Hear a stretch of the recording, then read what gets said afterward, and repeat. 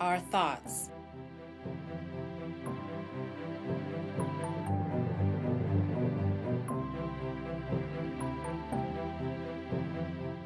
Your stories.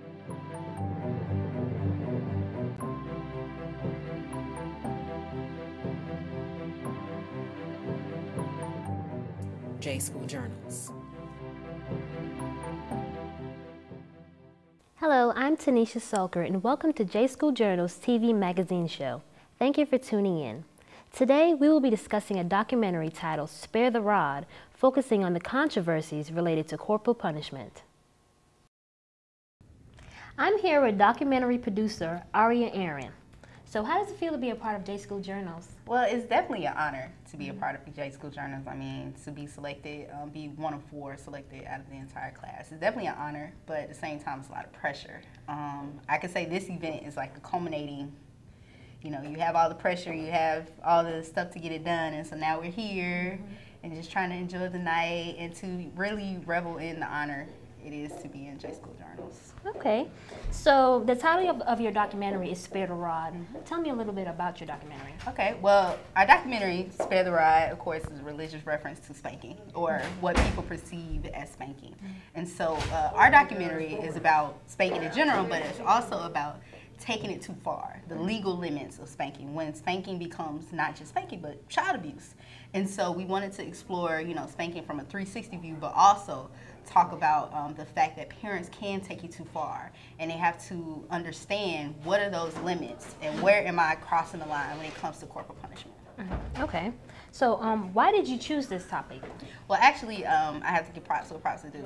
Professor Janella Gordon and I were having a conversation, and that's really what led to the idea of this documentary. But even more, I thought it was really relatable because I can look it back in my past experience and know, you know, I've been spanked, and then I have family members that have clearly taken it too far at times, and just to think that they can take it far, but a lot of parents don't know that. They don't realize what they consider normal is really excessive. And just to think back on times when my father has spanked my little brother, and one time my brother was screaming bloody murder, you know, and to think that my father could have possibly been arrested for that type of punishment. So to me, it was so relatable and just something that really needs to be said. And so that's why I chose it and pitched it. Okay, so how did you find your characters? Well, finding subjects was rather difficult, especially for this doc being such a sensitive topic. A lot of it has kind of been, I'm a believer, and it's been happenstance and just being at the right place at the right time, listening to gut feelings. But once we kind of established the points that we wanted to cover with this documentary, it was kind of easy from there to, okay, where should we go? So like one family is family from a church, and so I just went to the church and they were willing to speak, and then somebody I ran into, a mother, and just asked her, you know, hey, how do you feel about punishment? And that led to someone else. And just having a regular conversation really with people about this documentary kind of led, and we just kind of fell upon the characters, or I just kind of fell upon the characters really. But I think it's really come together, even though they were kind of, you know, at first you didn't really see how their story would come together, but really the common thread of spanking is just so common that it was you were able to kind of weave all of their stories together. Okay. What were some of the challenges while making this film? Subjects. Finding characters, but then after you find them, you have to get them to open up. Right. You know, and a lot of people don't understand what goes into documentary filmmaking. So they're like, oh, sit down interview, and that's it? Not really. You know, you have to go more in depth. And so, you know, going back to them time and time again to get more in depth to be able to develop them as subjects was really difficult. Having subjects flake out on us was one thing. We had one of, you know, someone who was pretty big, somebody that I would have liked to have had in the doc because of his story, but, you know, just decided he wasn't going to call, text, or talk anymore. So, you know, those type of things, especially on the reporter end, were the biggest challenges, really. Right. Okay. What was your process as far as structuring the documentary? A lot of it had to do with introspection, really. It just came to me and Amber, my partner, talking about our own life experiences, and from there, talking about other talking to other people just really kind of led into the structure or what seemed to be common. So, you know, we start with, you know, why is it so prevalent? Why do people spank so much? And so, you know, from our own lives, we were able to see some of the things about why it's so common in American culture and things like that. And it really just kind of led together as far as the structure. A lot of the structure came out of just the interviews and being able to connect what people were saying to each other, really. Okay. So is there anything extra you would like to add? I hope everybody enjoys it. I hope that everybody can relate to it, and I really hope that people learn something from it and are able to, you know, I say in the introduction, really be able to look within themselves, whether it be how they discipline their children, how they were disciplined as children. I learned a lot about myself throughout this whole experience, so I hope others have the opportunity to do the same. Okay. I want to thank you so much for your time and congratulations on your documentary. Thank you so much. No I appreciate it. No problem. Now, here it is, the documentary, Spare the Rod.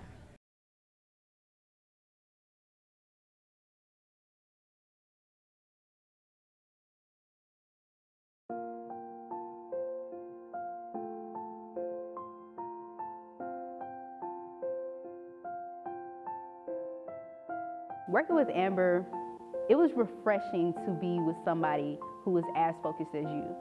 Working on this documentary with Aria was an experience. It was a challenge, but it was a good challenge. This doc was extremely challenging on both sides, video and the reporting side. In the back of my mind, it was just like, okay, we have this great topic, we have this great doc, how are we gonna make this come to life? It made us be really creative in bringing the process together and trying to give a good story. I'm happy to say that I think we did that. And I think this doc is very educational, while it's also very interesting. And just like me, I hope that you look within yourself and that you start thinking about your past and your present and your future going forward. I think you guys will love it, and I hope you enjoy it, and I hope you learn something from it.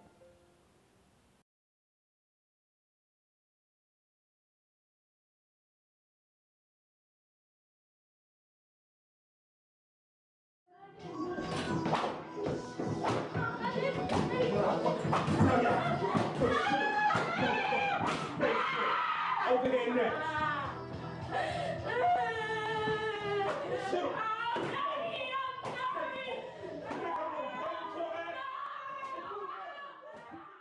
Spanking. Such punishment is normal and even reasonable in some households. But to many, this is where the line is crossed, where spanking becomes abuse.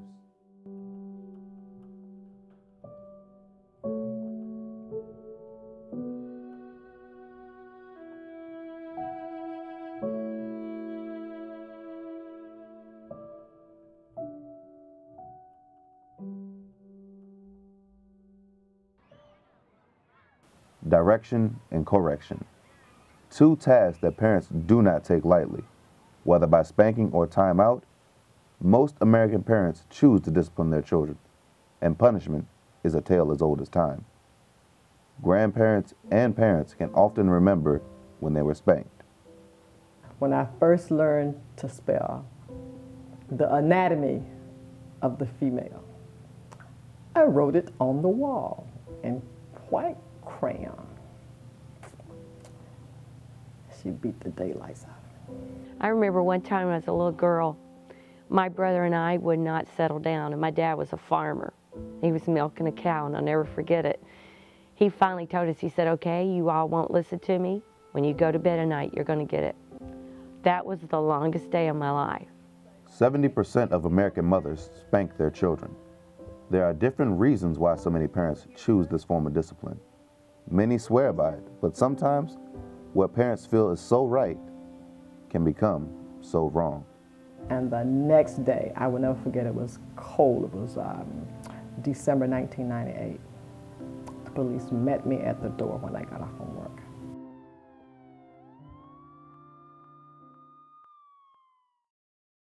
One nation under God. No wonder many American parents swear by the belt. Many parents practicing biblical principles believe that spanking is necessary in discipline. We as a Christian family, obviously we are very dedicated to the teachings of the Bible, And so one of the main issues that the Bible brings out is the significance and the importance of that attention and care being shown to a child to teach them the right from the wrong. And so taking all the scriptures, we have basically applying the principles that are in the Bible to the way that we discipline and the way that we deal with their behavior and their attitudes. Punishment is more than just a method, though. Parents must be consistent and never hypocritical in their own actions. I was a disciplined parent, so thus I produced disciplined children. So it wasn't a hypocrisy. I didn't expect something from my children that I didn't expect from myself. I think that's number one in parenting. It's so much easier to let things slide, but when you let things slide and don't deal with the punishment and don't deal with the discipline, you are creating something in that child's life that they're going to turn out differently than what if you would have took the time and made the effort. Yes, it's work, but you're teaching them the right way, and consequently before they will come and grow up to love you. But is the effort always effective? Sometimes spanking causes the opposite of what a parent intended. Spanking it just hardened me. I was not the kind of child that took a spanking and reflected on what I did and then straightened up. I was spanked far too often, so to me it was something that was inevitable. Actually, you did. Yeah, you did. No, Yeah, ma'am. you did. No, sir. No, I did You not. did. You did. You did. You did. You did. I did. I don't want to beat my children into submission. I want them to understand right from wrong, be able to reason, understand consequences, and function whether I'm there or whether they're somewhere else. I don't want them to be intimidated into submission. I'm not trying to train them to be submissive, trying to train them to be effective. Abandoning spanking altogether was not much of an option for Wilson. However, she makes it a last resort. Did you just kick me? What was that? Why are you laughing as you say no? Excuse me, what was that? You punched me with your foot? No. What did you say? Don't nudge me with your feet. Don't lift your feet at me. Don't nudge me with your feet. Don't kick me with your feet. Don't bump into me with your feet. Understood? I thought that I wouldn't spank because spanking made me angry. Spanking made me hard. I learned very quickly that that was not going to work. Spanking is easy. You know, and I did have someone ask me a question, and the question was, can't you outthink that child? Spanking should be a last resort, depending on the age of the child and the circumstance. Emotions run high when a spanking is given, and anger can lead to many parents crossing the line. Children will make you angry. They will make you angry. They will do some ridiculous stuff that you wouldn't even think or imagine that they would do, you know. And depending on where you're coming from in your day, people lose it. One of my daughters went into my lingerie drawer and pulled out my matches, and she torched the backyard and part of the house, and my son called and said, "Mommy, the house is on fire." And I was on my way home in the first place, but I didn't get there in time because they're like latchkey kids. You go home, you close the door. So when I got there, I was so angry with her. I spanked her. And my children are biracial, so they're fair-skinned, and I spanked her until I was happy. We don't prosecute corporal punishment, you know, physical punishment like spanking, but sometimes that goes way beyond. No parent is perfect, and anger can get the best of anyone. But when a parent spanks out of anger, consequences can surely follow. I pleaded no contest, and they gave me 3 years probation. I had to walk. I couldn't spit on the sidewalk. Sometimes parents can't help it. You know, when you're using corporal punishment, you may cross the line a little bit. She went to school the next day and said, "See what my mommy did." Now, while she was not bruised all over her body, her bottom was a bit red. She showed it to the principal, and the principal called me and asked me if I spanked her, and I told him I did. And he looked at the guidance counselor that was there, and they said, "Okay, thank you." And the next day, I will never forget, it was cold. It was December 1998. The police met me at the door when I got off from work. They talked to the children and removed them that same night. So I spent 8 hours in jail. And when I tell you that I miss my kids so, I would not even go in my house. Florida statute states that corporal punishment is not necessarily abuse until it results in bodily harm. But where the line is drawn is still up for debate in the courts. These become jury questions a lot of times, and the questions for us, but you know, sometimes a child will be beaten with a belt to the point that there's open bleeding. That would be malicious punishment. I do believe that some kids are abused. I just didn't think mine was. I didn't then, and I don't now. Unfortunately, the Department of Children and Families disagreed. Court documents detail an interview with a DCF investigator who said McMillan admitted to other acts. They said a lot of discriminatory things, but they had to make it fit. And the only way we could do that was not tell the truth. And I had nothing to hide. Did you spank your child? I did. Will you spank him again? I will. Do I regret it? No. And I say that because if they were in jail, the system would be beating them. And I need not tell you what the system does.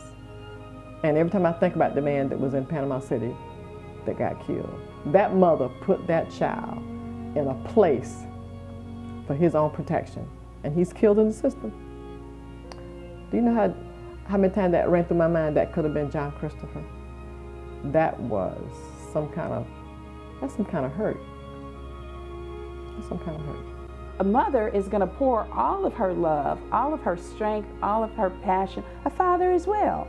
All of their passion, all of their energy into moving that thing out of the way. That's violent. It's not passive. It's not gentle. It's not. It's reactive in a violent way, but in a protective way.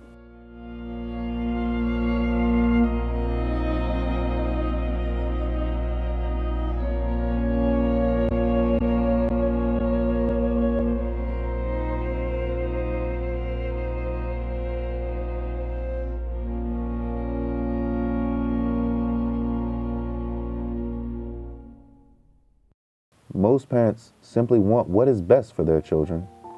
They have hopes and dreams for the people their kids will become. My hope for my children is for them to be the best people that they can be and realize and understand their purpose as individuals and why they're here, and to somehow come to fulfilling that purpose, whatever it may be. Whether in hope for the future or the realization of those hopes, discipline is a guide. My oldest two daughters have graduated from college, have gone to Bible college, are very active in the church. Our youngest daughter has graduated from high school, is working at a bank now. I'm who I am today because of my parents, because of God, like my upbringing. And I think that discipline from the small things shapes and discipline in the bigger things. It's hard to say that they appreciate it because no one appreciates pain, but in the end, you understand why your parents do it. And then you develop a respect for, number one, your parents, number two, yourself, and you also develop obedience. Parents may disagree on how to discipline their children, which methods to use, how much is too much, but the denominator is love. Discipline is an expression of love in the sense that you want to correct a behavior before it gets too far. Spare the rod, spoil the child, that if you are not functioning in a way that you are guarding, protecting, and training and developing your children and preserving them, then they are prey to be ruined, to be spoiled, to have their lives changed, possibly destroyed.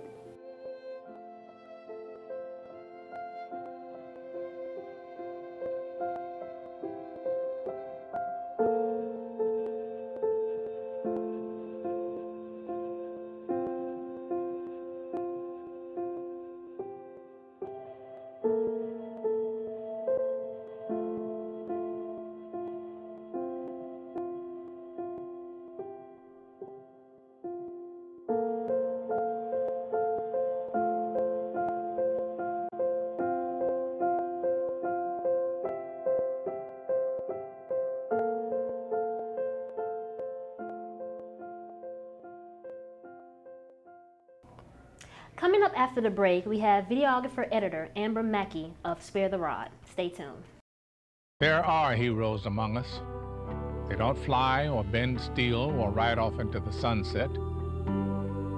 They simply volunteer to look after someone else's health by providing comfort, lending a hand, or simply keeping us on track. Everyone's health needs a hero. Who will you look out for? Find out how you can participate in improving our health. Visit iparticipate.org. You and me are like this. Would you ever think I would do drugs? Anything's possible.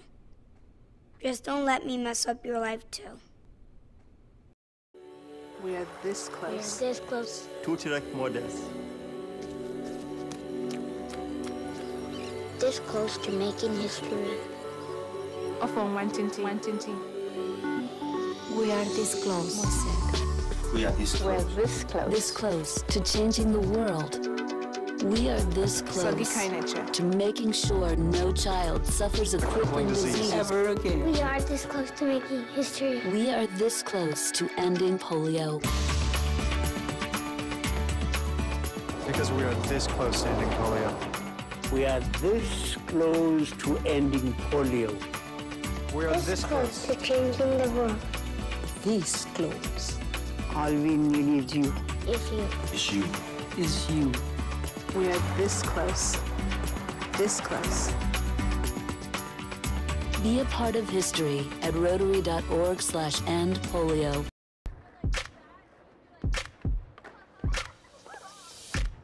Plant inspiration. Provide youth with the creative tools and skills to cultivate it. And you'll be amazed at what can grow. Adobe Youth Voices in the Peapod Foundation. Learn more at plantandinspire.org. I'm here with videographer-editor of Spare the Rod, Amber Mackey. Hi, Amber. Hi. So what did you learn from this experience? I learned a lot from this documentary and making this documentary. I learned about the history of spanking. Before I edited and helped Aria create this doc, I thought that spanking was really just black and white. It was just like you do something bad as a kid, you get spanked by your parent. But actually doing this documentary taught me the legal aspects of spanking and what can actually happen if you take it too far. I also enhanced some of my editing skills, and I learned a lot, you know, with Final Cut and my ability of what I actually can do, because I have a tendency to doubt myself sometimes. So that was good, and yeah. Okay. What was the most difficult part of production? Finding B-roll was the most difficult part of this production, simply because our topic is so, it's different, and it's not something that you can just go find if you go outside on the weekend or if you put time aside with your partner to go find it. You're not going to find somebody to go get a parent or just anybody to just spank a child on camera openly. Right. Because even though a lot of people do believe in spanking their children, a lot of people do it behind closed doors. So it was hard to bring it up close and personal, and actually to bring it to life on camera. So that involved a lot of creativity on my part. And finding different things and different ways to shoot spanking and I had to use a lot of symbolism. So that was the most difficult part, but I think it worked out well. Okay. How were you personally impacted by this documentary? Well, as a child, I used to get spanked all the time. I was really bad. I was bad. I had a big mouth. I always talked back. So my mother, she was on the track team. She was a track star, and she always used to come running after me and beat me. So I could relate to it. And when I first heard it, when I first heard Aria pitch the story in class, I was interested because it grasped my attention because I was like, wow, spanking. She's really about to, elaborate on this topic. So I really had a connection to it. And that was my personal experience on it. And once I finished the doc, I kind of had an understanding of why my mother used to spank me. And after, I was able to speak to certain parents and learn their mindset behind all of this. Right. And once I understood where my mom was coming from back in the day, it kind of drew me closer to my mom, actually, and to the other parents, and which allowed them to open up to us. Okay. What is the message? What do you want people to take from this film? I want people to just take in, I want them to be open. I want them to be able to understand not only the facts that we put in here and try to do it in a creative way so it wasn't boring, but I want them to take away the fact that spanking is not bad and that it is needed in some households with some children. Okay. Is there anything else you'd like to add? I hope everyone enjoys the film. I hope you guys like it. We tried our best with B-roll. Like I said, that was a struggle. We tried our best to, make it all come together. So I hope everyone likes it, and I hope you like it, and I hope they like it, and that's it. I want to thank you so much, and congratulations on your film. Thank you. Okay. More to come after the break. Here we go. One big push. Big push. And congratulations. It's a teenager.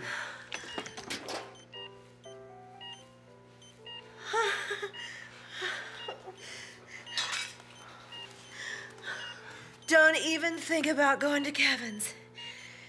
It takes one powerful mother to have a teen. Learn how to keep yours safe and stay sane at drugfree.org. I'm a big believer in the power of we.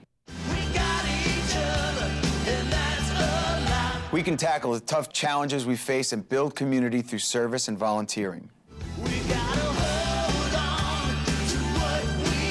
It's time for you to raise your hand. Go to serve.gov and get involved in something you believe in. How will you raise your hand when they call your name? Are you with me? We weren't born to follow. You and me are like this. Would you ever think I would do drugs? Anything's possible. Just don't let me mess up your life too.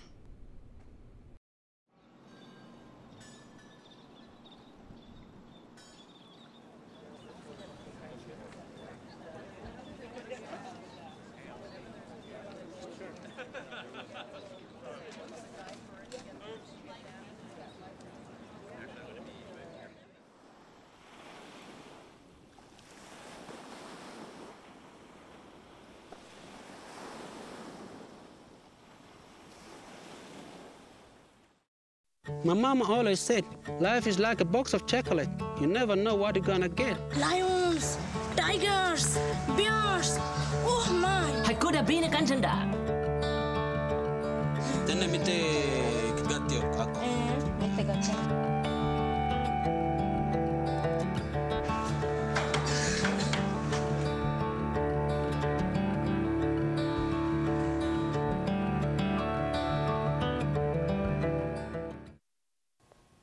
Thank you for watching. Unfortunately, we have come to the end of our show.